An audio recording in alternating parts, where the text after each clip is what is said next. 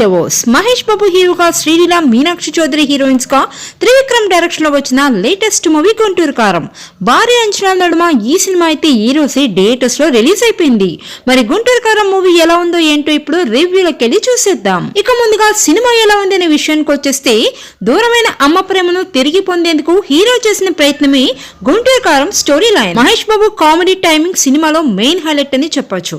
పైగా తన dialogue డెలివరీలో different variations చూపిస్తూ ఎప్పట్లాగే మహేష్ అయితే తన స్టైలిష్ పెర్ఫార్మెన్స్ తో ప్రేక్షకులను మెస్మరైజ్ చేశారు. ఇక త్రివిక్రమ్ రాసిన కొన్ని పంచ్ డైలాగ్స్ మాత్రమే పేలాయని చెప్పాలి. మెయిన్ గా సినిమాలో ఫస్ట్ ఎపిసోడ్ మహేష్ శ్రీలీల మధ్య వచ్చే లవ్ సీన్స్, అలాగే కథను ఎలివేట్ చేస్తూ సాగిన కొన్ని మెయిన్ ట్రాక్, అలాగే కొన్ని కామెడీ సీన్స్, త్రివిక్రమ్ మార్ కామెడీ పంచులు అండ్ మేనరిజం సినిమాలో అయితే బాగున్నాయి.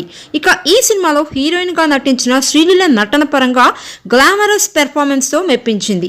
ఇక మీనాక్షి చౌదరి కూడా అలాగే నటించింది. రమ్యకృష్ణ నటన అయితే కొన్ని ఎమోషనల్ సీన్స్ లో చాలా బాగుంది.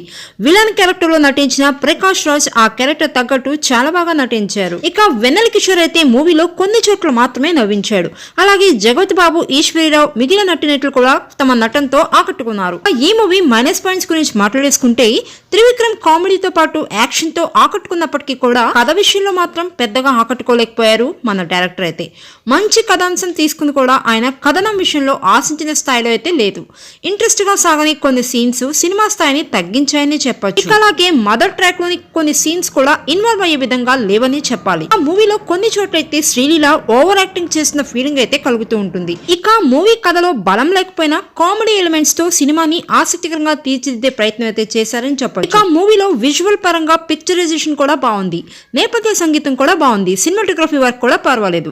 ఇక సినిమాలో సీన్స్ అన్ని కథకి అనుగుణంగా చాలా అందంగా అయితే చిత్రీకరించారు.